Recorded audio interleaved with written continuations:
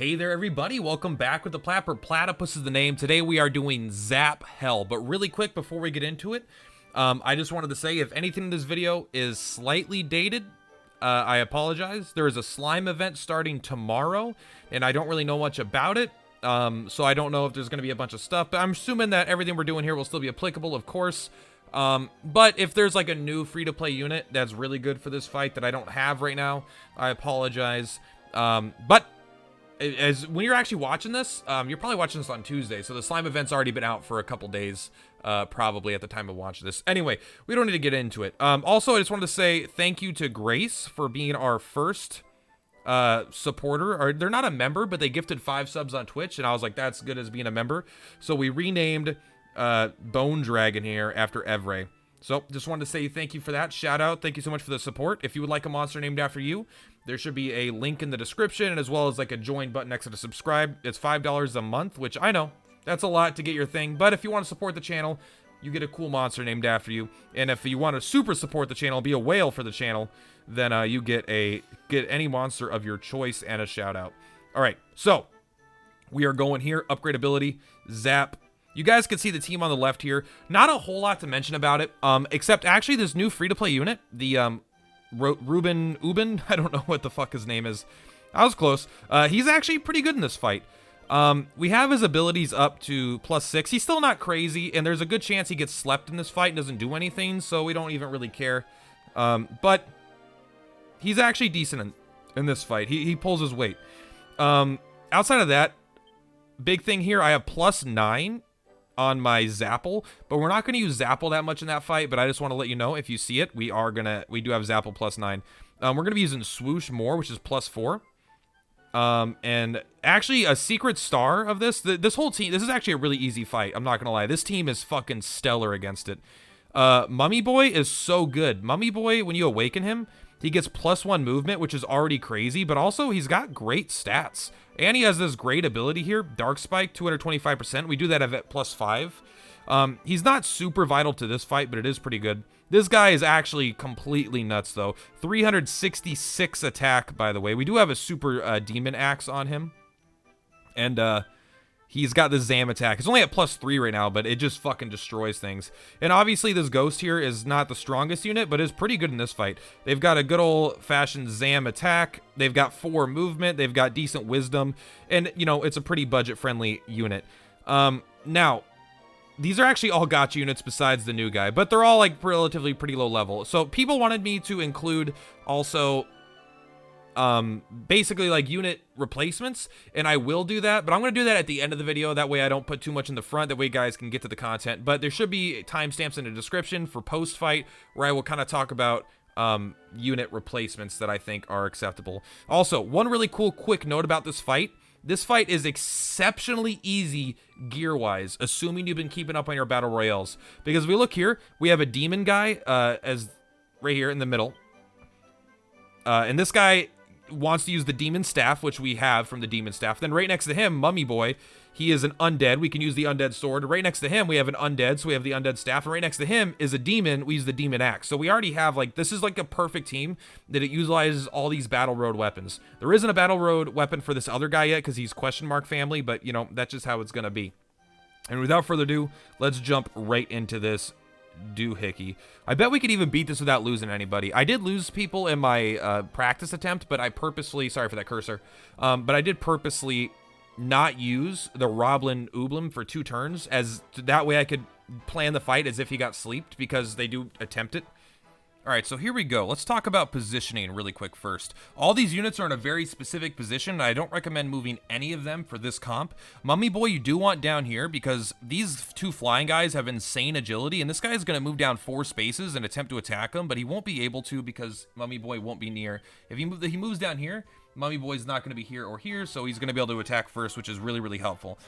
As for this guy, he's going to come down and try to sleep our guy here. So even if he doesn't sleep us, I'm not going to move him at all and pretend as if he did get slept, because it might seem weird, but this fight costs 20 stamina. So I want to go with the worst RNG possible, even if it's not the worst RNG here.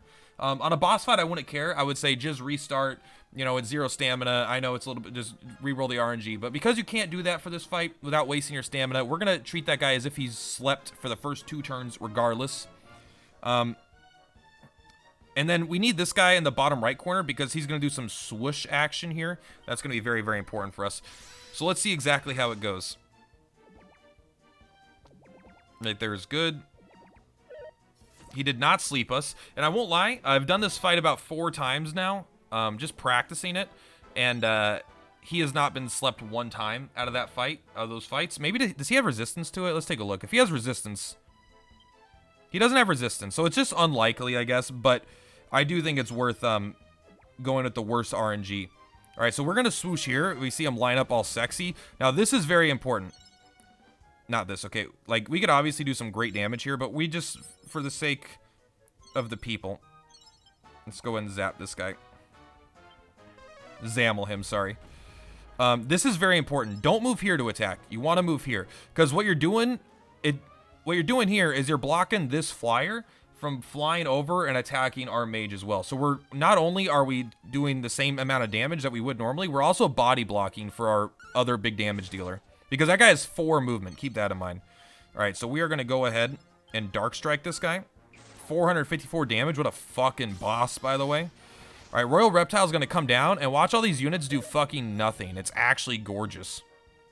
Look at this. He's going to attack our guy. Yeah, it hits, and it hurts. A crit there could obviously suck, but, you know, you don't play around for crits. This guy's going to stay here and multi-thrust, which is, again, fucking awesome. And now look at this. We swoosh him. Make him feel the pain. Now, this guy would still be asleep, so we're going to pretend that he is still asleep. I think that's the right thing to do. So let's take a look at this guy. Has a breath attack that he loves to use. It's actually weak. Major zap damage. And I don't think this guy has zap resistance, correct? This guy doesn't resist zap. So this guy's probably going to die to that breath attack. I don't remember, depending on what you do here. So we can send this guy over to help. But I actually really do want to kill this guy here. If we kill this guy here, then we can move our guy up and get him into position. Let's see, Dark Spike. Let's keep hitting this guy. We're body blocking right now. I think our guy's probably going to die here, which is unfortunate, but not too bad. This guy's our real heavy hitter. Oh, we missed. That is so bad. That is just bad RNG for us here. Actually, you know what? Maybe it's not that bad. By keeping that guy alive, the other guy can't hit us. He did zap us, and this guy might come multi-thrust us. He didn't. He wanted to heal. Okay, so that kept our guy alive, which is actually kind of crazy. So we're going to bring this up. So actually, I think, you know what? Keeping that guy alive might be the strat, because this guy probably comes over and lightning breaths us there. So this guy's able to move again, because he would have woken up this turn. I want to come right here and put a little bit of pressure on... I actually want to put pressure on this guy here. We want to get him down. He's going to do some insane damage. Dark Spike, finish this guy off. This guy could easily die to multi-thrust, but we'll see what this boss is doing. He might want to come heal his friend here. So this is now going to block him off from actually breathing down and hitting our guy. So this is good. Actually, leave that guy alive, because that is so much good for us. He does have this big, massive hit, obviously. But honestly, we're not scared even in the least. Zapple and Swoosh do almost the same amount of damage, but we are going to keep ourselves safe up here. So, and also this fight's obviously going to be easier if this guy didn't even die, right? Because he would have been in position doing good work this whole time. Zammel killing the boss. There we go. And now, as you can see, we could even auto this to the end, but let's go ahead and just play it out. Hey, you could use spells again. Good job, you. Want to try to sleep? He's super weak to sleep. That seems like a viable strat. Keep an extra unit alive.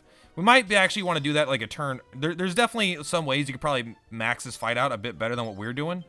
I think there's definitely ways to play this fight out a bit better.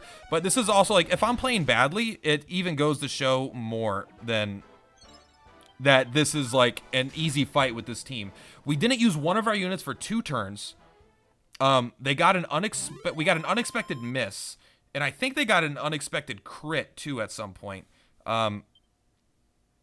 So this team just destroys this fight overall. So I highly recommend it. So let's quickly go over units you could replace with. And we'll kind of do what I normally do. I'll just show you, you know, kind of my selection, how I decide what units I'm going to use.